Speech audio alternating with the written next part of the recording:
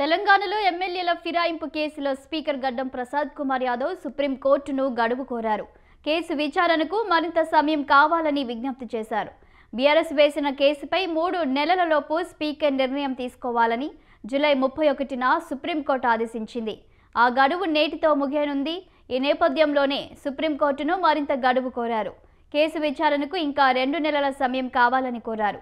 ఇప్పటి వరకు 4 ఎమ్మెల్యేలను విచారించామని, మిగతా ఎమ్మెల్యేలను విచారించడానికి 2 నెలల సమయం కావాలని స్పీకర్ తరపు లాయర్లు సుప్రీంకోర్టుకు తెలిపారు.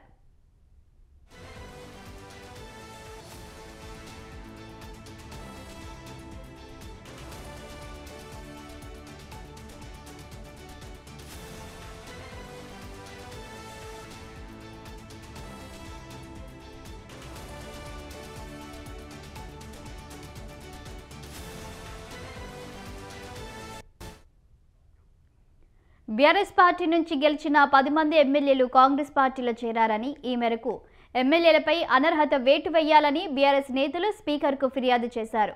స్పీకర్ స్పందించకపోవడంతో హైకోర్టును ఆశ్రయించారు. హైకోర్టు నుంచి బీఆర్ఎస్కు సానుకూల తీర్పు రాకపోవడంతో సుప్రీంకోర్టు మెట్లెక్కారు. ఈ మేరకు విచారణ చేపట్టిన న్యాయస్థానం 3 నెలల్లోగా స్పీకర్ నిర్ణయం తీసుకోవాలని ఆదేశాలు జారీ చేసింది.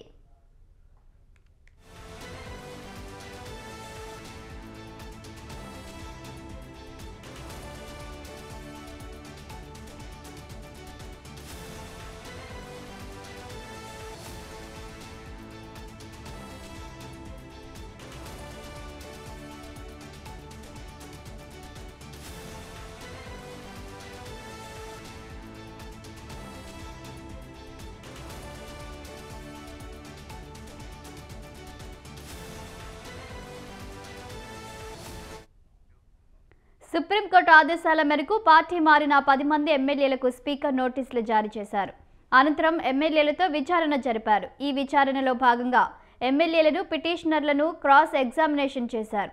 ఎమ్మెల్యేలు తమ తరపు న్యాయవాదులతో సహా స్పీకర్ ముందు హాజరై తాము బీఆర్ఎస్లోనే ఉన్నామని, ఫిరాయింపు జరగలేదని తమ వాదనలు వినిపించారు.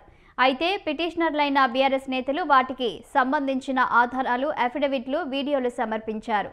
ఈ విచారణలో 4 ఎమ్మెల్యేలను మాత్రమే స్పీకర్ విచారించారు. మిగతా 6 ఎమ్మెల్యేల విచారణ ఇంకా పూర్తి కాలేదు. ఈ నేపథ్యంలోనే మరో 2 నెలల సమయం కోరారు స్పీకర్.